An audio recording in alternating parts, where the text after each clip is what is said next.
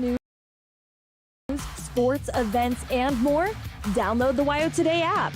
Now available on all platforms. Stream your favorite radio station, submit something to buy, sell, or trade for deals on the dial, or view contests and special coupons. Better yet, the WyoToday app is the best way to access free HD video of Fremont and Hot Springs County athletics. It's all at your fingertips. Head to your app store or visit WyoToday.com to download the WyoToday app now. And welcome to KTAK's coverage of Riverton Lady Wolverine and Wolverine basketball here on a beautiful Saturday afternoon, live from Riverton High School. We've got about a minute left in the JV boys game. Boy, has it been a barn burner. 65-62 currently the visitors from Cody. And right after that, we're going to get into the girls' action against the Cody Phillies here in the first game of 4A Northwest Conference basketball. We will be right back with you after this here on KTAK. At Teton Therapy, our people make the difference.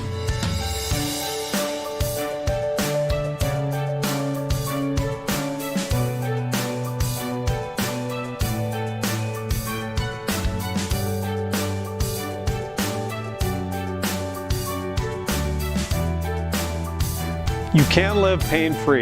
The amazing staff at Teton Therapy can help. In Lander and Riverton.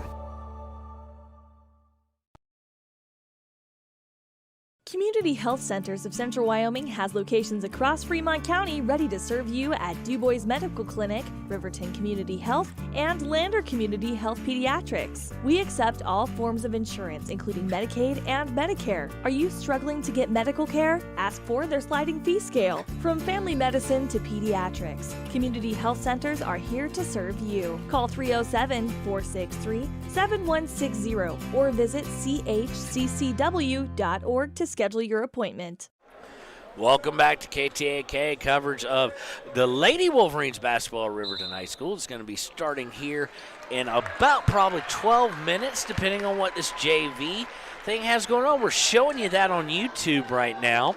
Unfortunately, if you're listening to this on the radio and plan on watching us on Facebook, we picked up a little bit of the PA music last night, didn't we, Travis? And we got our hand slapped. Yeah, we did. Unfortunately, we are not able to stream on Facebook this afternoon, but if you go over to WyoToday on YouTube, you'll be able to see all the action in this game. And a reminder, on your app store, look up WyoToday Media, whether you're on an iPhone, a Samsung, a Google, or one of half a dozen other things from over in the Far East. You can get our app, and eventually, if that's not on video yet, we're going to have that up there on our app, so you'll be able to watch that through there. Yes, Facebook gave us a little hand slap because, like I said, we picked up some music on the PA, and that was considered a violation of licensing or whatnot. So this is the second time I've seen this happen in my career, so nothing we can do about that except for bringing you the action here on WyoToday Media's YouTube page and on, as always, KTAK. I'm Kevin Shields, voice of the Riverton Wolverines. To my right is Travis Gupton with our sports director at Wind River Radio Network. And guys, this is going to be a fun game. I'm excited.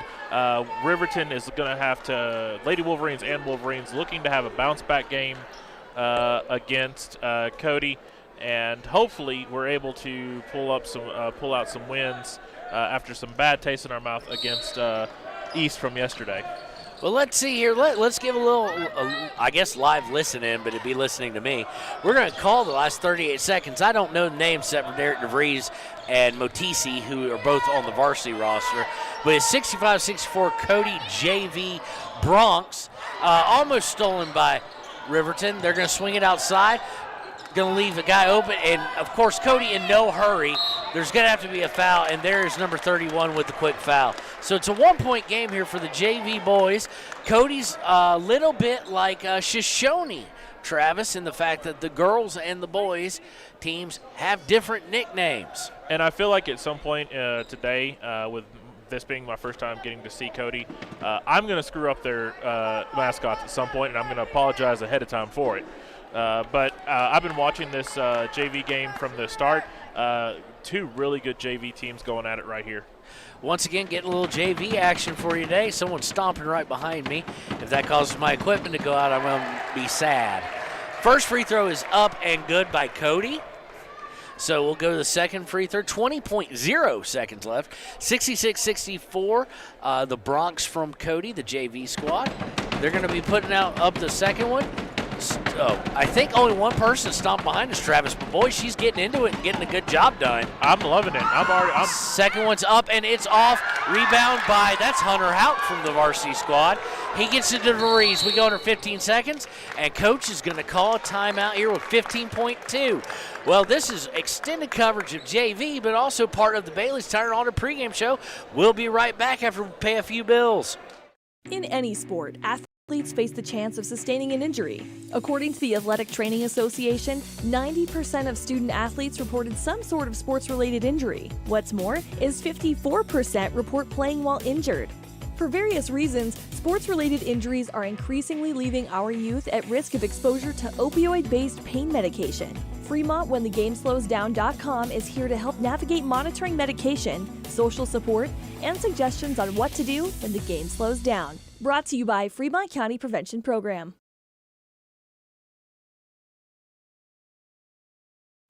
During winter storms, it doesn't take long for roads to turn slick. Snowfall is often accompanied by high winds, and blowing and drifting snow can make it difficult to see the road. Speed limits are based on dry pavement conditions and good visibility. Be ready to reduce speed and increase following distance. Crashes are twice as likely to happen when it's slick out, and it's usually because someone is driving too fast for conditions. Remember, when there's ice and snow, take it slow. This message is brought to you by WyoToday. And we are back here on KTAK with the Bailey's Tire and Auto pregame show. We're actually giving you a little bit of bonus coverage of the Riverton JV boys versus the Cody JV Bronx here at Riverton High School. 15.2 seconds left in the game. Cody leads 66-64, but it is side out, so to speak, to Riverton. They inbound to DeVries. DeVries is going to bring it in the front court as we go under 11 seconds. He drives, is stopped. He shoots from 14. He's off. Rebound goes to Riverton. Oh, it looked like he's fouled. They're going to call it out of bounds. The crowd losing their mind, both in a good way and a bad way, because right now we got about as many Cody fans as we do Riverton fans. Referees are going to discuss it. They're discussing, and they're going to reverse their decision.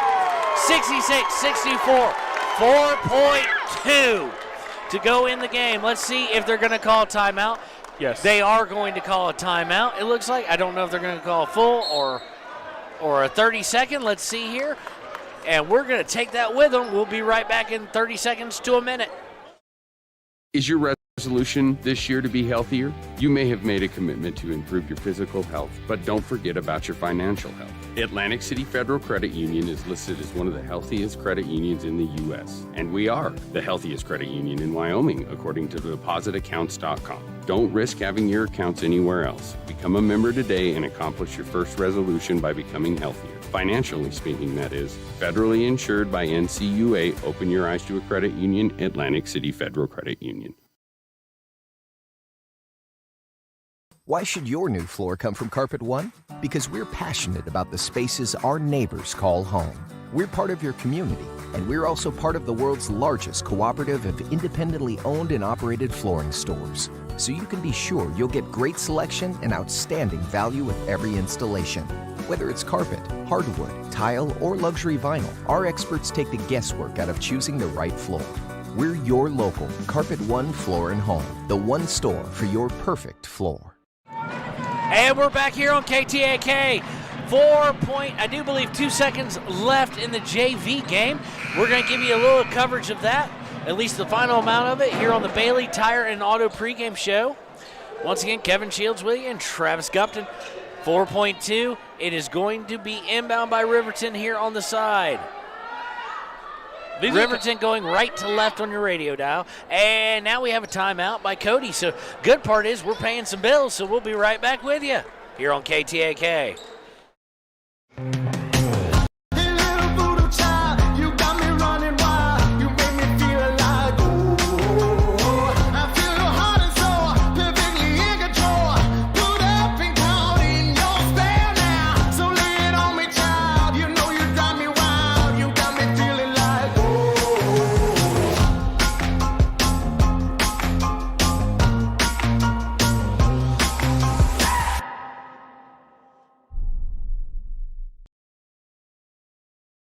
Gotchi Rehabilitation and Wellness knows what it means to be on top of your game. For over 60 years, Gotchi has led the field in providing physical therapy, occupational therapy, and wellness in Thermopolis and their facilities in Moreland, Basin, Cody, and Shoshone. Whether you're recovering from an injury, deconditioned, post-stroke, or just looking to take control of your health, you'll find years of dedicated experience paired with personal care at Gotchi Rehabilitation and Wellness. Learn more at gotchi.org.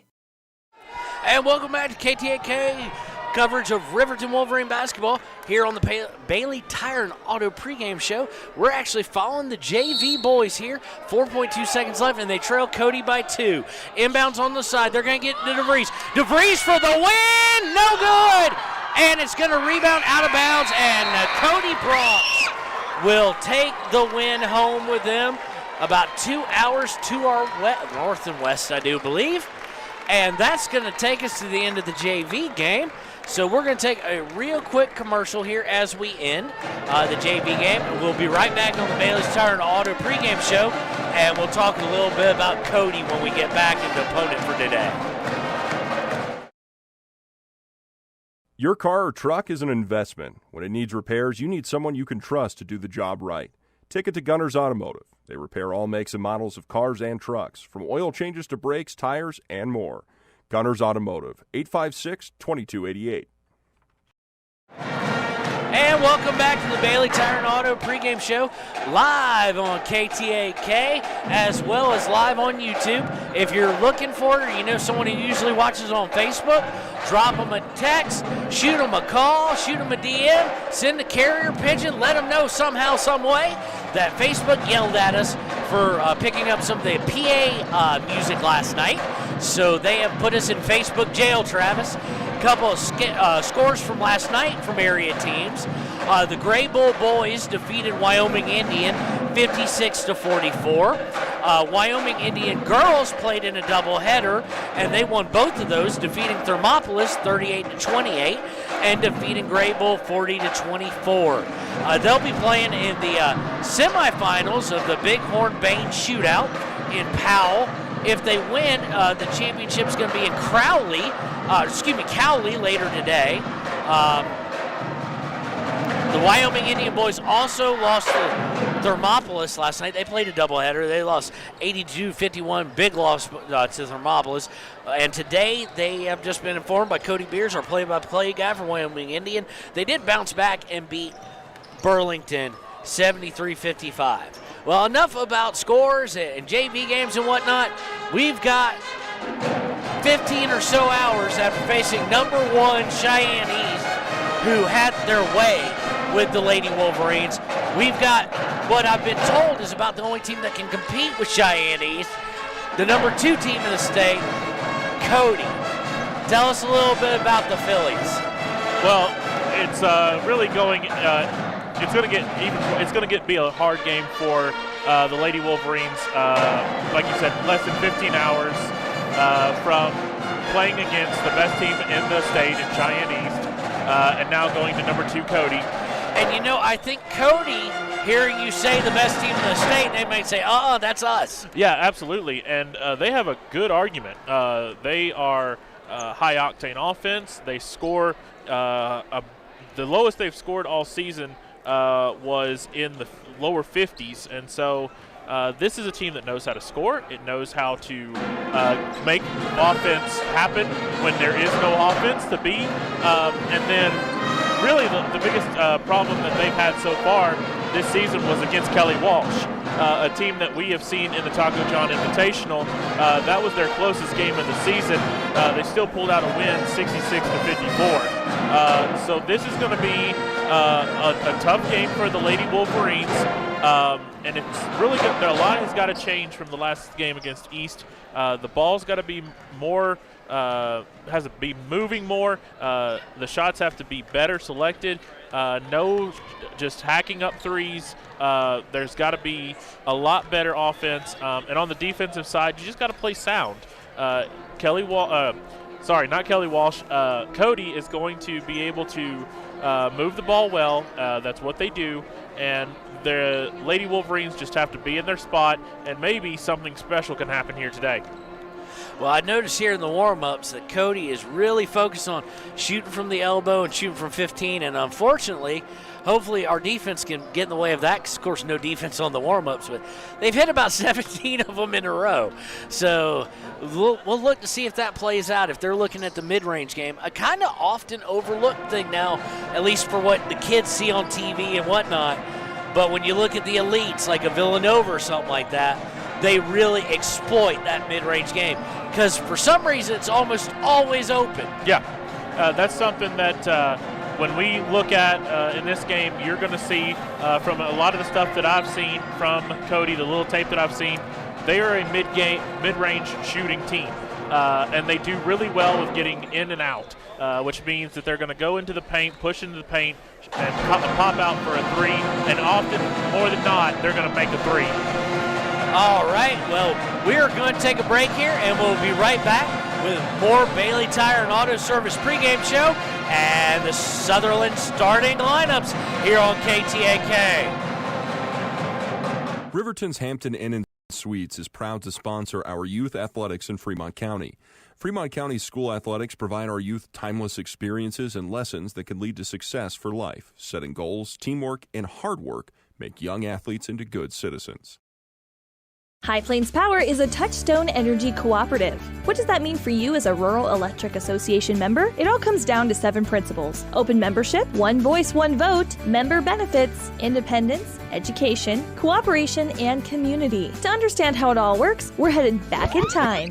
In 1879, electricity was in major cities, but rural areas were out of luck. In 1935, President FDR made it possible for companies to build power lines to unserved areas. By the time we hit 1941, some 400 electric co-ops had been organized to serve rural America, just like High Plains Power. For more information, visit highplainspower.org.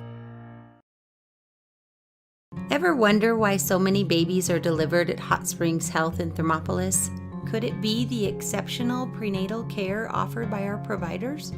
Or our convenient family practice clinics located in Thermopolis, Worland, Basin, Shoshone, and Riverton? Maybe it's our new OB suites with large jetted tub, or maybe it's the place where you know you can find all of this and more.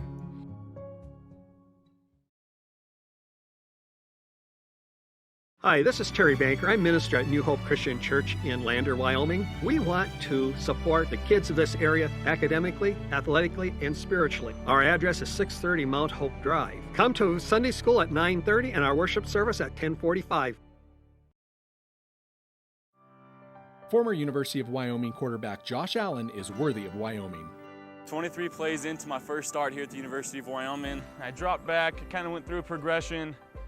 I saw the middle of the field kind of open up. I decided to lower my shoulder.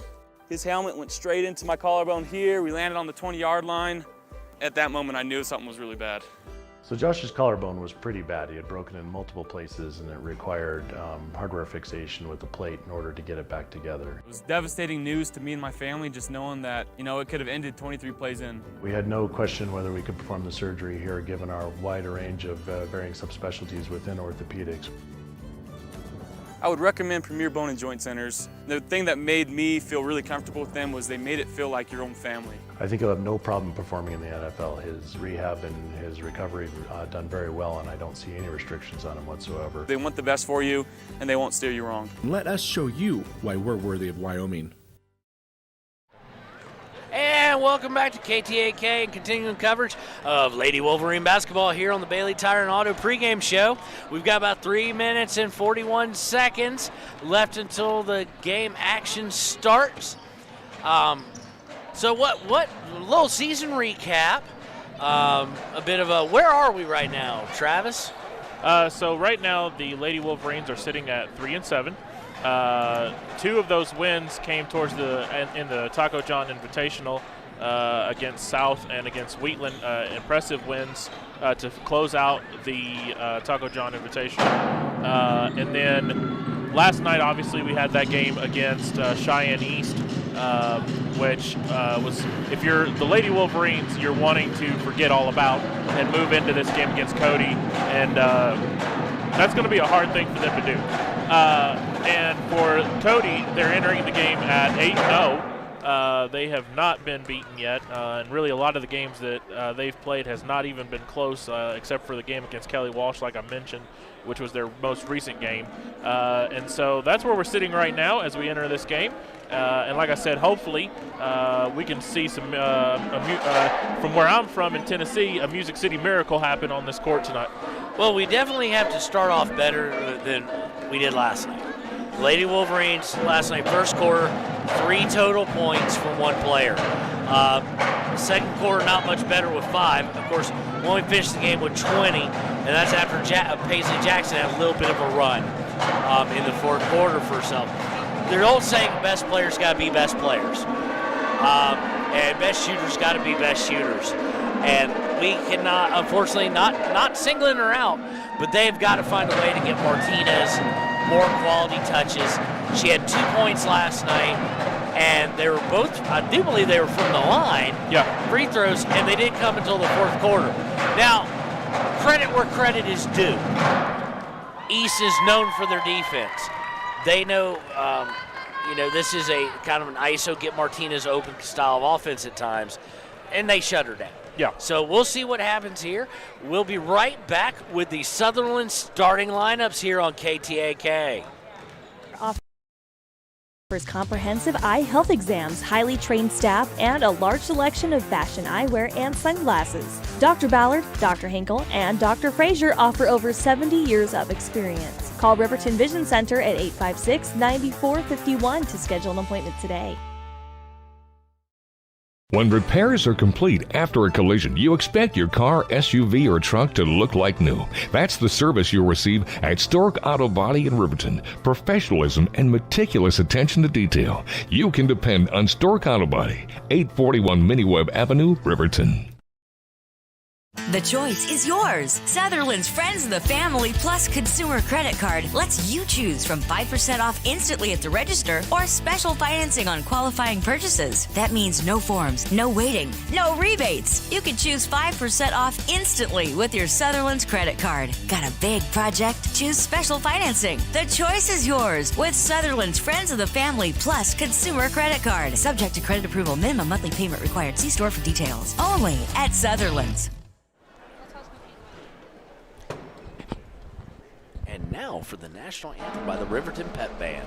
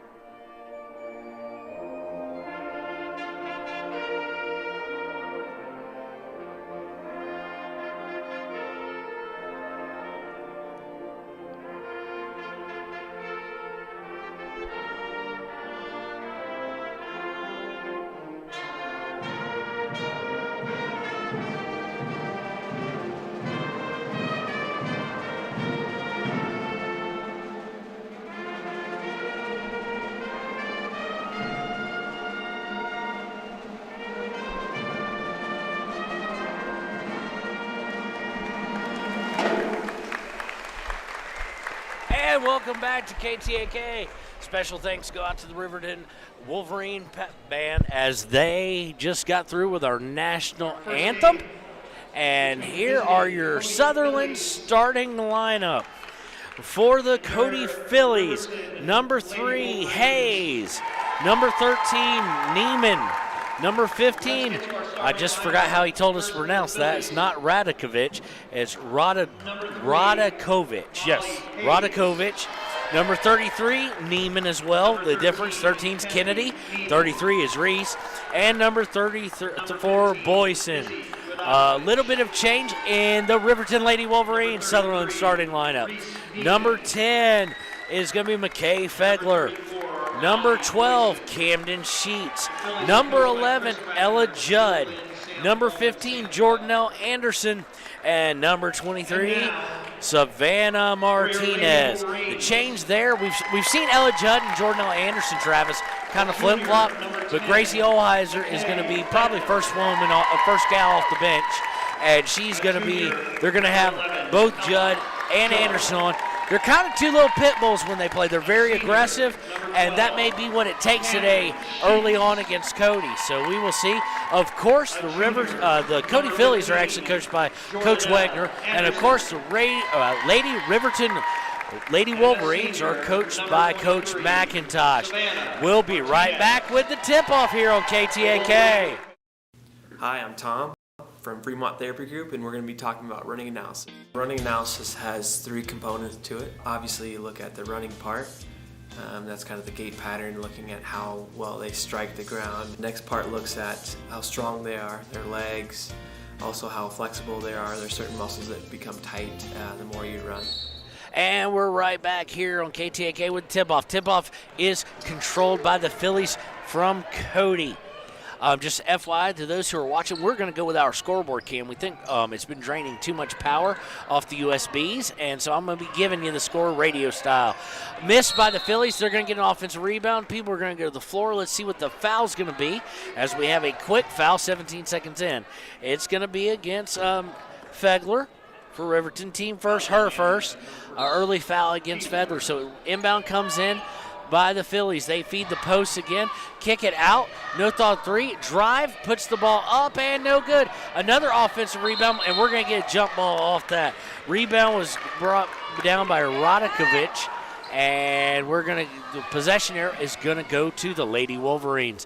Unfortunately, I was kind of hoping not to see this. What do I see on the floor, Travis? The press. Yes, the press. So let's see if we can break as well as we did last night. I see that it's more of a zone press, and that instantly gets turned over. Easy layup by 13, Kennedy Neiman for 2 for Cody. We've only seen man presses so far, Travis, but this one's broken. Yeah, and that's going to be something that needs to be addressed. Kick out to Martinez for 17-footer. She's going to airball. It's going to come away to the Phillies from Cody. They're on the break. They get it all the way up. They have to stop. Pop from 8 is going to go off, and Fegler's going to come down with a rebound. Fegler looking to break, but it would be a 1-on-4 or a 1-on-5. Great transition defense by Cody. Fegler has to pick up her dribble. She's being harassed. She's got to get rid of the ball. She gets it to Martinez up top. Martinez swings all the way to Camden Sheets. Sheets is going to drive and then go back up top. Gets it to Judd. Judd over to Fegler, over to Martinez. They're all over Martinez. They get to Jordanelle Anderson for 3. Good!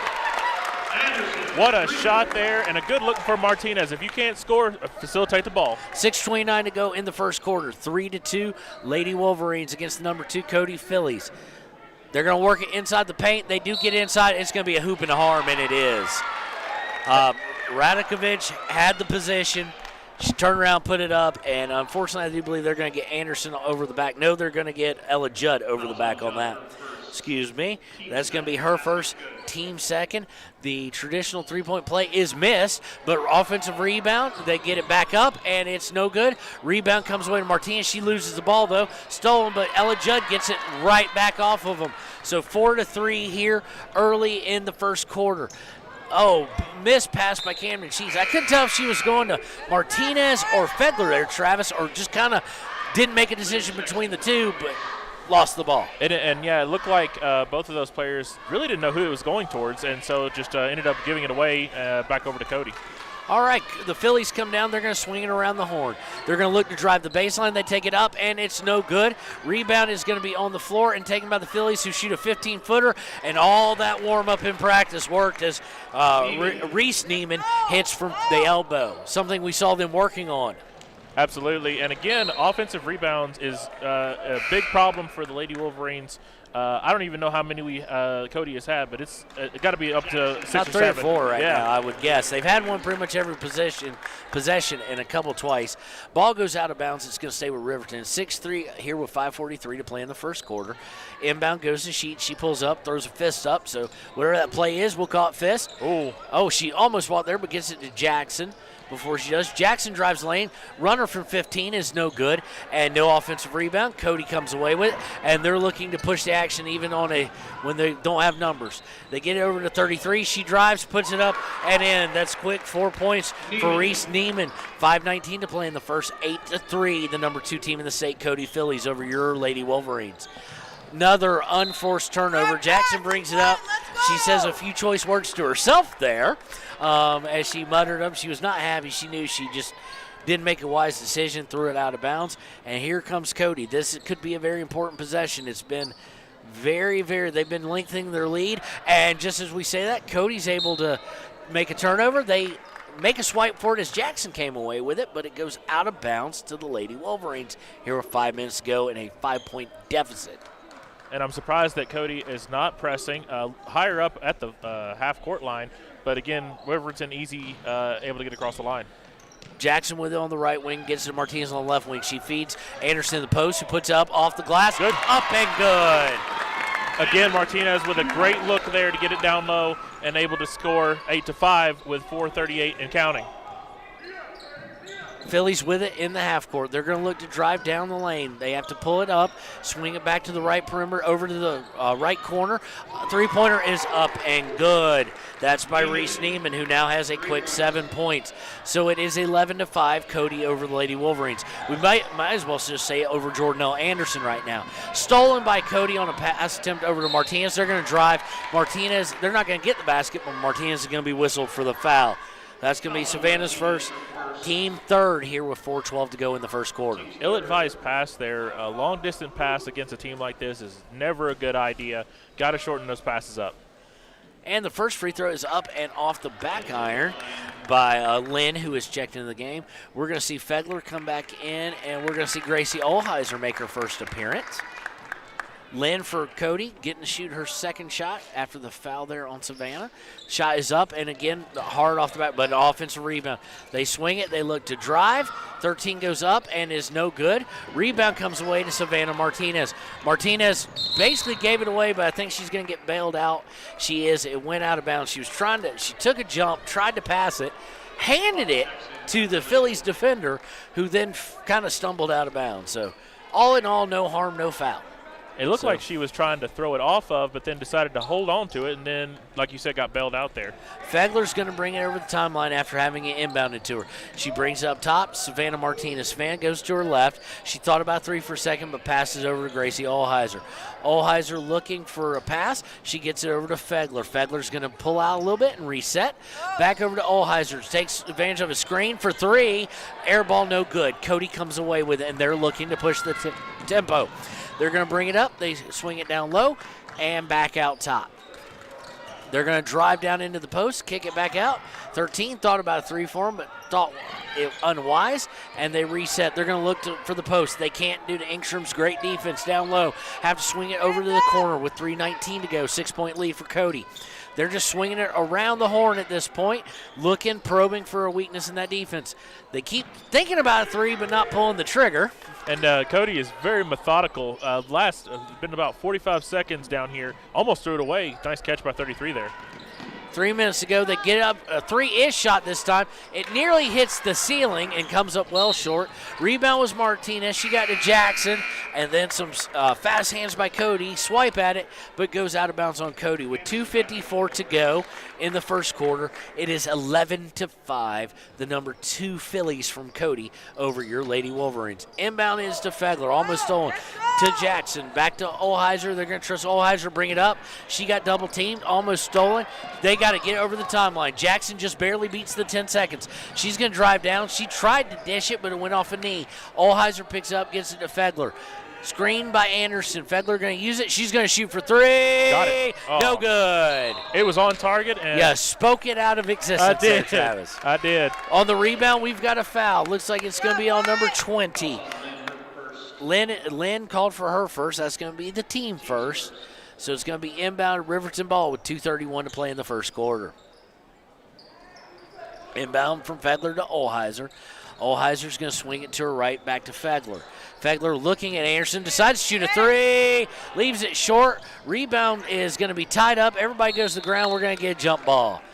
This one's going to favor the visitors from Cody with 2:20 to go in the first quarter. 11-5 Cody. And I'm really liking the Lady Wolverines' defensive intensity so far. Not the same stuff that we've seen against East from yesterday. All right, we've got a timeout on the floor by Cody. It's going to be looking at how well you move. So you're looking at ways to help you reduce your chance of injury. Come on in, you're going to love it. We'll get you on the treadmill and start the process.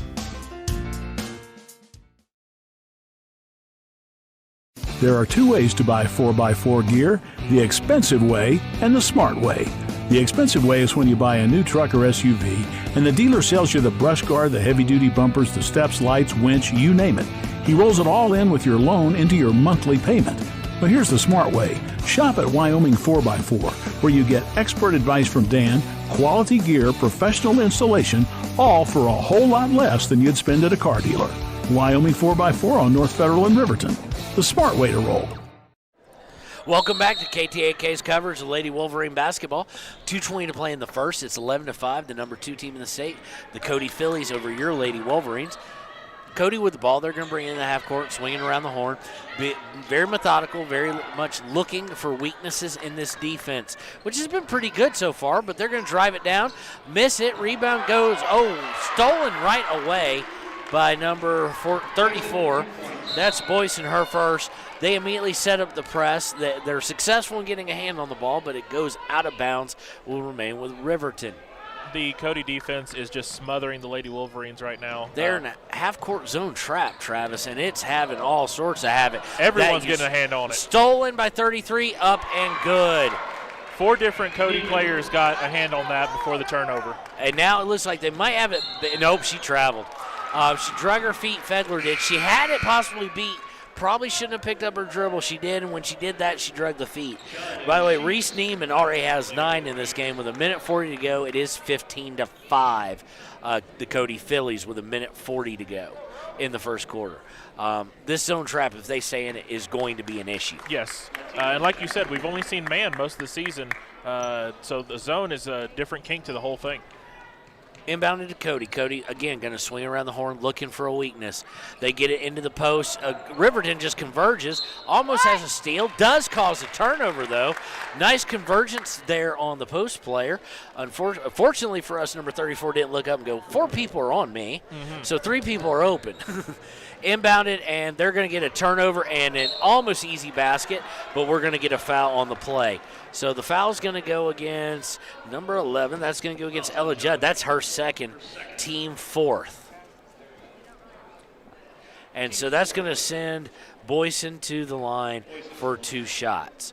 First shot is up and no good. No good.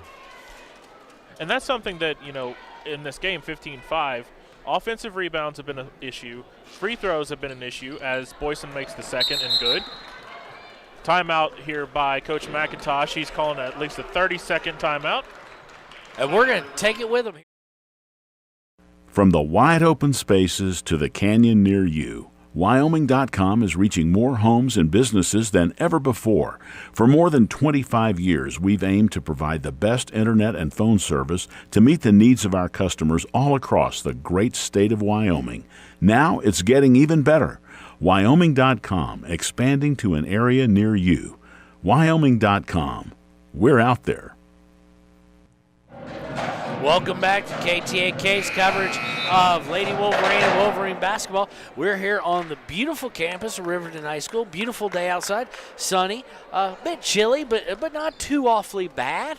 And I'm saying that and as a Southerner who right now is actually where I came from is supposed to get like 16 inches of snow, unheard of.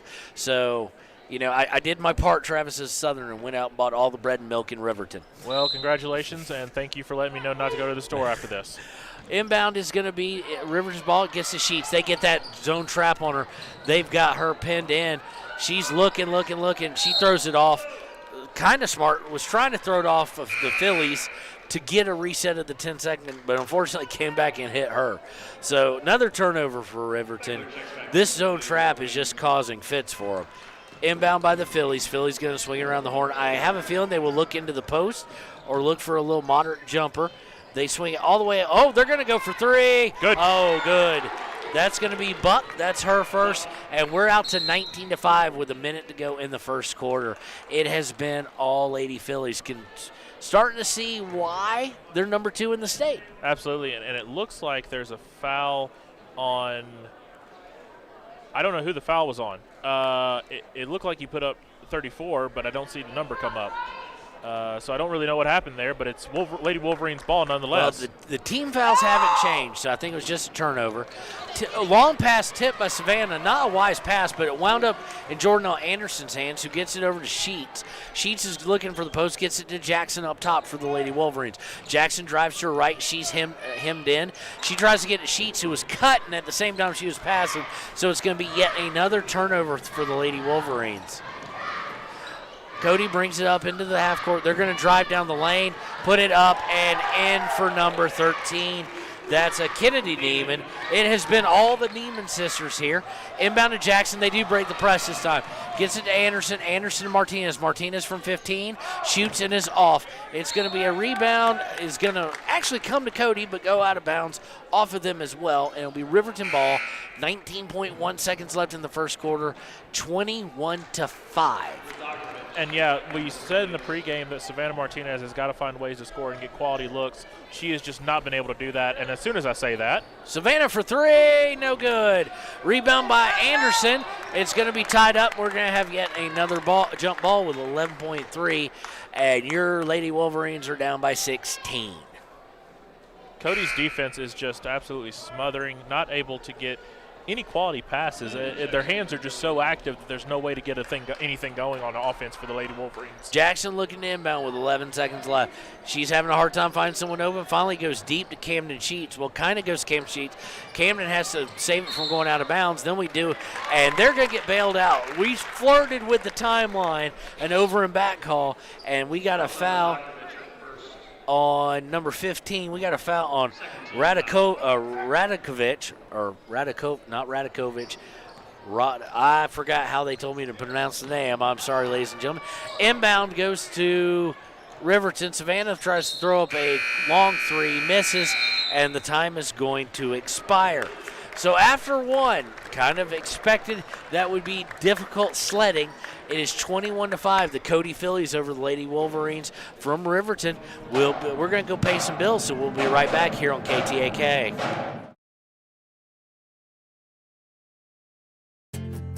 From one corner of the state to the other, over 82% of Wyomingites wear their seatbelts. And to the 18% who don't, we say, let's buckle up for life, Wyoming. Central Wyoming College now offers Bachelor of Applied Science degrees in Early Childhood Education and Organizational Management and Leadership, with an emphasis in outdoor education, tribal leadership, or business and entrepreneurial leadership. CWC offers 3 ways to learn: online, virtual, and in person. Learn, grow, lead, and advance at Central Wyoming College. CWC is leading the way with expanded programs in the Bachelor of Applied Science degrees. And welcome back here on KTAK, coverage of Lady Wolverine basketball. We go to the second quarter with your Lady Wolverines trailing by 16, 21-5 to the number 2 Cody Phillies. Phillies are going to start the quarter off with the ball. They are going right to left just like in the first. They inbound. Phillies come in, go drive to the left. Looks like she's going to try and drive all the way. She does. That was just too easy, Travis. And, yeah, the offense for Cody is being able to slice through the Lady Wolverines defense. Zone trap back in effect. Jackson stuck, tries to throw it off of Cody, and she is successful in that. But all that's going to probably do is by a couple seconds until we see the zone trap again. As of right now. Jackson looking to inbound. She had Fegler. Unfortunately, she throws it right at the tip by the person at the top. They feed it down to number 3. She's up and good on the turnover by Hayes. Quick 4 points makes this a 20-point game, 25-5, Lady Phillies. Inbound to Fegler. She's going to throw it away instead of hitting Gracie Allheiser. Just a little bit out, a little bit of mental frustration at this point with 7:31 to go in the second quarter. Yeah, and you know, Kevin, really it's – you just got to make those passes. Make sure you look at the person. Make sure the pass is being executed correctly, and it's going to be something that they can do. It's just they're quicking everything. Cody in, swings it into 11 for 3. She's going to come up short. Martinez with the rebound. The quick steal, but unfortunately for us, it goes out of bounds. Kennedy Neiman showing all sorts of defensive prowess. It has been her and her sister Reese's show for the most part for Coach Wegner and the Phillies. And for Riverton, all the points have been Jordanelle Anderson. So tipped out of bounds on the inbounds. They're now fronting the passer as well. So they've switched up this zone ever so slightly. They're inbound by Riverton, going to get unfortunately taken by the Phillies, but in the whole melee, they wound up going out of bounds. So now an even harder inbound spot on the side. This zone press is really just wreaking havoc. Fegler gets the inbound, stolen by 13, taken up, laid up, not good, but rebounded by 13 as well. Swung around. They had her open for 3, but she chooses to drive, and hits from 15, that being Buck. The length for Cody as we see the trap again. And we see a tip ball out of bounds again. It looks like the length for Cody along with this press zone is not something that the Lady Wolverines are comfortable with. 27-5, 6:55 left in the first half. 22-point deficit for the Lady Wolverines. I'll tell you, based on the man press from last night by East, a zone press by Cody, that might be a fun game to watch. Absolutely. Just to see which press wins. Inbound by Olheiser. She gets over to Fossey. Fossey is trapped in the corner. She's going to get it to Engstrom. Engstrom's going to be stolen from behind, but they're going to say stepped out of bounds, and that someone touching the ball stepped out of bounds. So it's going to be inbound for Riverton. I almost think they'd rather that whistle be swallowed there so they don't have to inbound again. But Cody's going to come off. They're not going to trap quite yet until she brings over the timeline. She does. Fegler is trapped. Something serious. Stolen, called a quick jump ball, and that was beneficial somewhat for Riverton, and it is, so they'll keep the ball. But that was a very quick whistle on the jump ball as it looked like they came away with a quick steal. Inbound to Martinez, back over to Fegler. Fegler dribbles down the corner, picks up her dribble, gets it up to Olheiser. Olheiser looking for Martinez down in the corner. Martinez is going to drive. She's going to be fouled. Foul's going to go against, I think, number 11. I saw number 3, yes, No, sir. it's going to be number 3. I can't see, basically. It's going to be against Hayes, and that is going to be the team third. Somewhere along the line, I'm missing a foul there. But inbound goes to Olheiser, missed from 3. And rebound is going to go off of a Cody player, and it's going to stay with Riverton. 6:27 to go in the second quarter. 27-5, Cody. Fegler looking to inbound. Gets it to Martinez on the left wing. Martinez is going to swing it over to Olheiser. Olheiser back to Fegler. Fegler for 3. A little bit long. Rebound by Cody. Cody's going to come away and look to push it. They're going to swing it underneath. Missed from point-blank range, but offensive rebound. Up and good by number 3, Hayes. So how often have we said that with the offensive rebound? A lot. Rebound quick to inbound to Martinez. She looks for Fegler and throws it out of bounds, unfortunately, about 2 feet higher than Fegler could jump. So 6:01, 24-point game. Jordanelle Anderson's 5 points in the first quarter, still the only points of the game as we're in the second half here. And they're looking for the ball. The ball ended up in the stands, and they can't find the ball. We have lost the ball. Ladies and gentlemen, if you happen to see a basketball nearby, please report it. Inbound by Cody. Cody's going to bring it up. We found a basketball. They're going to swing it around the horn yet again, looking for probably a nice screen set. Brings it up top, swings outside. Three-pointer by 13 is going to be no good. Over the back. And we're going to have over the back. That foul is going to go against 15. That's going to be Radakovic. Second. Radakovic, her second, yes, team fourth, with 5:45 to go in the half. I'm trying to see who else has a foul that I don't have. Hayes does.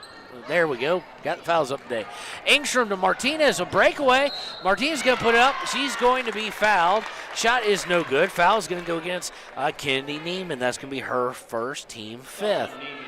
And that's the best breaking of the press that we've seen all day for the Lady Wolverines. Martinez going to the line to get 2, or hopefully to get 2. First one, a little bit hard. I jinxed it, ladies and gentlemen. A little bit strong, hit off the back iron, and no good. So the lead remains 24 for the Phillies from Cody. Savannah takes a couple dribbles, puts the second one up, and she's a little bit strong on that one off the back iron. Rebound comes away to Cody. Cody is not giving up any second chance points. They're going to swing it around the horn. They're just looking and probing and looking for that weakness. I'm willing to bet they go to the paint, Travis, at some point, but they have shot a three once or twice. We're going to get a travel, so they don't get a chance to go to the paint. So that's going to be a turnover. Anderson and Jackson checking in for the Lady Wolverines as Martinez and Olheiser will come out here with 5:19 to go in the first half. Anytime the Lady Wolverines set up out of bounds, well, I say that, and they back up from the press, so never mind. Sheets is going to bring it up. They're setting up that half-court trap again. You can just see it. Sheets bringing it, swings it over to Fossey. Fossey's going to bring it back up top. Probably best to stay out of corners right now. They get to Jackson on the side. She gets it back up to Sheets. Sheets up top. And now they're tightening it up, and they've got a perfect opportunity for the trap. They get the trap. McIntosh saw it. Coach McIntosh calls timeout. We're going to take that break with him here on KTAK. Why should you choose Lander Medical Clinic or Western Family Care for your health care? In addition to 4 locations in Fremont County, they also provide telehealth.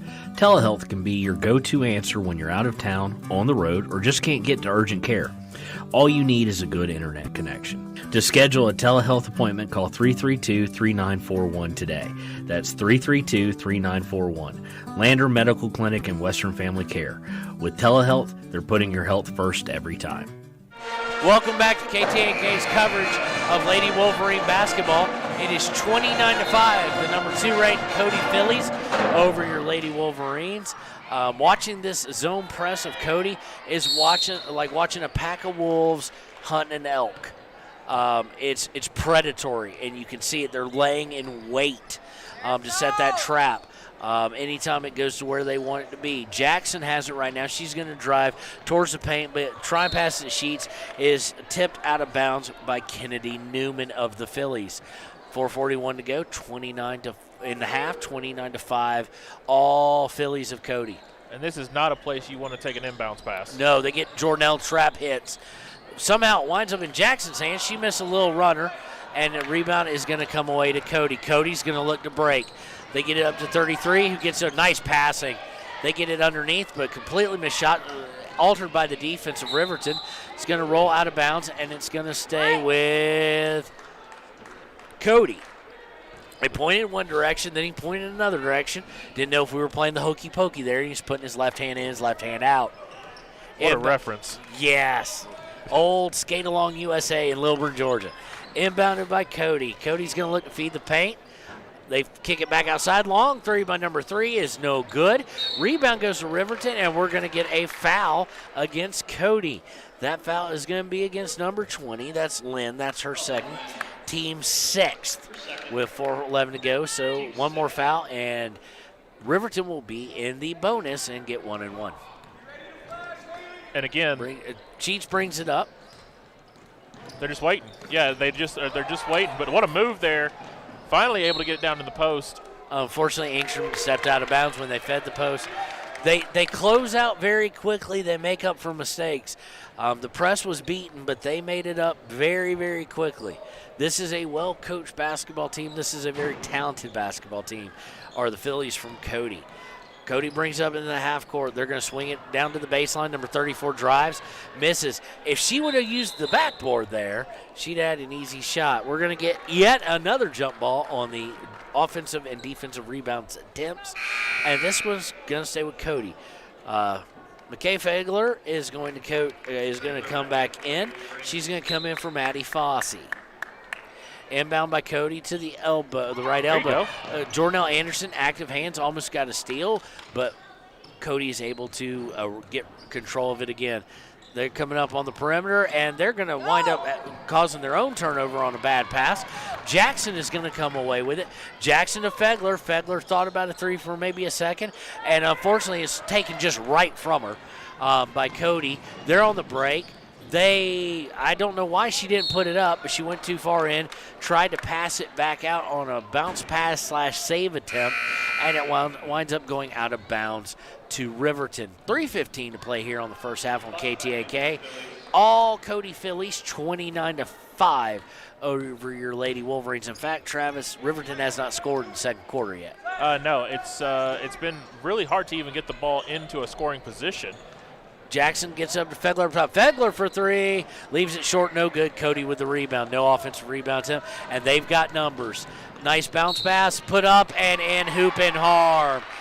That was about the exact same play as last time, and this time they were able to score on it. Foul is going to go against number 15. Going to go against Jordanelle Anderson. That's her second, fifth. That is not her second team foul. They initially said it. I think they got confused at some point in time. But the shot was up and good by number 3.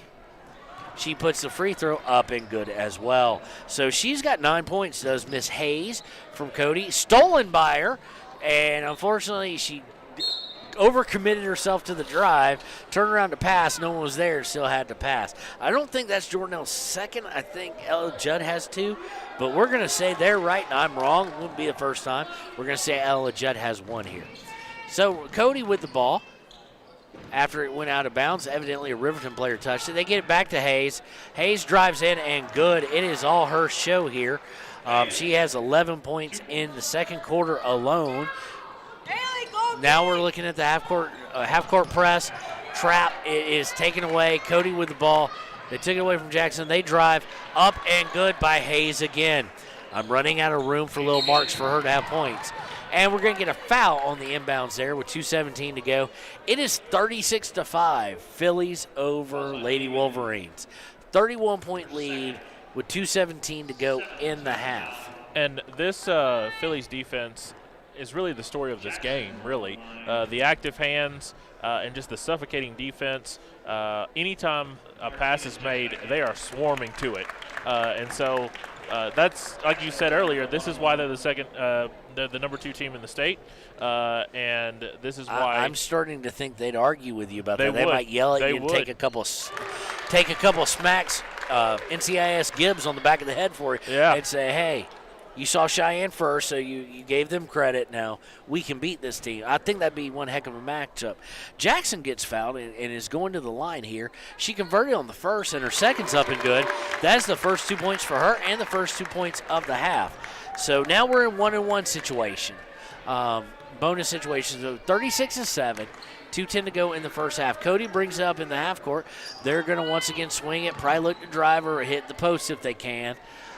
Their offense is full of a lot of motion. They drive the baseline up and good. They make really strong moves. Reese Neiman, who was dominant in the first quarter, said, hey, you forgot about me. Scores her first, second quarter. Riverton almost turns over, almost loses it, was able to save it. They get to Fegler for 3. No good. Offensive rebound by Jackson, puts it up, no good. First, I do believe offensive rebound of ours of the night, but can't convert. Cody comes away with it. They've got numbers. They're going to swing it, and then they're going to settle in the half court. But an 11 for 3. Good. That's too wide open. That's Bucks for 3, and it's now 41-7. Minute 26 to go in the first half. Quick calculation tells me we're down by 34. Inbound to Sheets. Sheets is, she sees the trap coming, and she dribbles to the sideline, and here it comes. They've got it. Jackson now it's on the floor. Jackson has it, and we're going to get a trip. Nothing Hayes could do about that. Nothing malicious there. But once she went to the ground to get the ball, and Jackson smartly was able to control it, so Jackson was going to fall, and it was going to be a trip. So that's on Hayes, her second. Team foul number 8. So Jackson going to the line for 1-and-1. Let's see if she can convert these two. She takes her dribble, her step up, her little heel kind of kick up, puts it up, and good.